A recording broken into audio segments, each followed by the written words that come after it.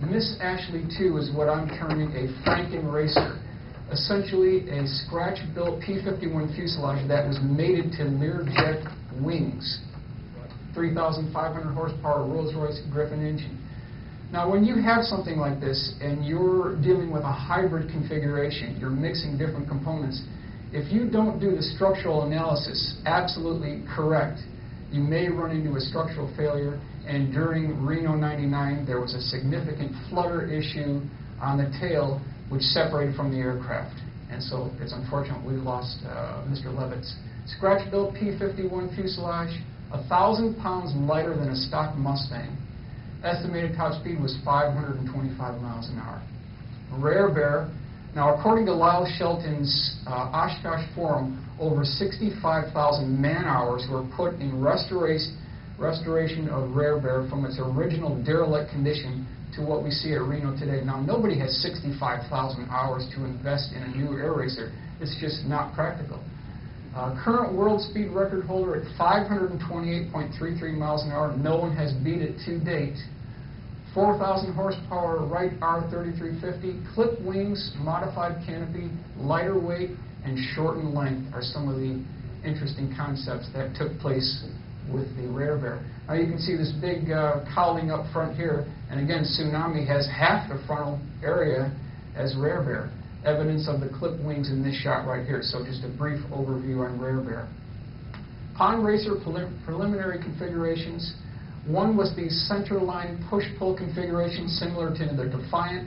That was ruled out. We had the asymmetrical design for the twin Mustang. That was ruled out due to oil and things getting on the canopy. So it was decided that a twin boom Owlet P-38 design with a pilot embedded in a pod between the engine nacelles was the design to move forward on the Pond Racer program. This is a photograph of what it looked like prior to final assembly at Scale Composites Mojave. And this is a really good graphic illustration showing you some of the interior components here. Now, if we start at the forward section, we have the counter-rotating, highly modified Hartzer propellers, going back to the Nissan VG30 automotive racing engines, which were designed to produce 1,000 horsepower each. But Dick Rutan could only get 600 horsepower during any test flight. Constant problems, constant electromagnetic interference issues, one of the problems that plagued the Pond Racer program from the very beginning. The black boxes were changed in their locations. We have the radiator inlet, radiator exit in this location. The firewall, or center of gravity on this aircraft, is located approximately 7 inches ahead of the firewall. That's in this location right here. The coolant lines ran by the pilot seat right in this location here. We had detonation primer cord for the canopy. It's the same crew eject system that's used on the AV-8B Harrier II. Going back on the tail here were the butterfly verticals, which were designed to be shaved off during the test flight program. Pond Racer specifications: 25 foot 4 inches for the wingspan. Fuselage length was 16 feet. Engine boom was 20 feet. Gross weight under the racing configuration was 4,150 pounds, constructed from carbon fiber graphite materials. The specs were designed to fly at 7/10 Mach number, 6.8 Gs at 30 feet off the deck. That was the whole design goal of the Pond Racer here. Butterfly tails, again, we can see here, were designed to be removed during the test flight program. It never made it that far. It never made it to the point where these were going to be shaved down here. Extremely small cross-section of the Pond Racer, and there was some area ruling right here at the wing root to fuselage joint to reduce the transonic shock waves. Only one of 2 aircraft ever in the world to be propeller-driven that incorporated area ruling. Dolly used to use the Pond Racer at the beginning of each flight, so I challenge anyone to come up with an air racer that was more persnickety than the Pond Racer. Everything had to be preheated. You had to tow it out there. There was just so much extra work with the Pond Racer. A very labor-intensive program. Pond Racer used the efficient and streamlined approach rather than brute force to attain maximum performance. A cleaner airframe requires less power, less fuel, and less weight. And that's exactly the way to go for a new air racer. Glider right canopy here that we see with the plexiglass.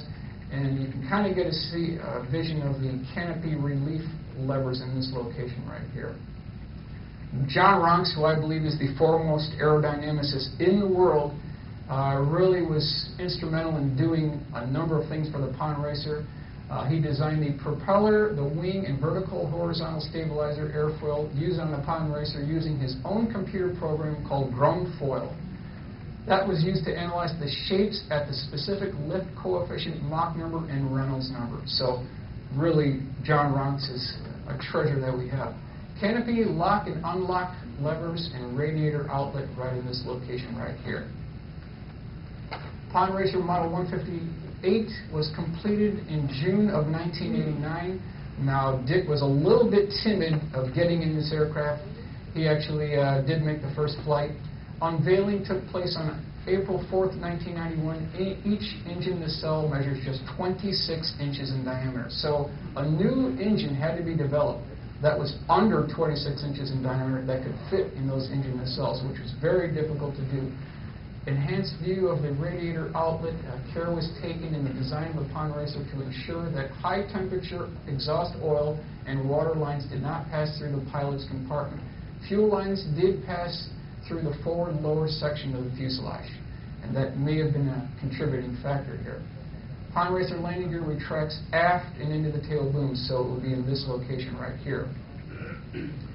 Used two electromotive VG30 Nissan highly modified turbo 1,000 horsepower engines that never reached that horsepower requirement. They only got 600 horsepower for the program. Both engines used computer-controlled electronic ignition and required a 1-hour preheat before starting. Blower fans were used immediately after each flight to prevent excess heat from soaking into the structure. So as soon as this aircraft landed, it had to be cooled down, and Zeus fasteners had to be taken off, and it's just very labor-intensive to work with. Propeller tips covered the tips covers here so that they would not be damaged, because you could bend these tips by hand if you actually were over there looking at the Pond Racer. Extremely tight engine cowling. There were 150 Zeus fasteners just to attach the cowlings here, so very hard to work with after a race. Good view of the Inconel exhaust stacks on the Pond Racer engine nacelle. Methanol fuel was used during racing, which proved highly corrosive to rubber gasket and metal parts. After each flight, the methanol had to be purged from the aircraft using avgas. So every time, that fuel had to be drained out. Fuel capacity on the Pond Racer was 84 gallons, and that lasted for about 15 minutes in a racing configuration. Again, 150 screws to attach the Zeus fasteners. Burt commented that the overall design objective of the Pond Racer program was more difficult than the Voyager project. More difficult than the Voyager project. Approach speed on the Pond Racer was 140 knots, so you had better be a good pilot to bring this thing down. Dick talked about how it was more difficult to land than a MiG-29, so that was just his personal assessment. John Knepp of Electromotive, that's in El Segundo, California, designed several thousand detailed parts to adapt the Nissan VG30 engine to the Pond Racer airframe. The gearboxes took another 1.5 years to be completed. Location of radiator inlet is apparent in this picture right here. Dry weight of each VG30 is 320, 700 pounds when it was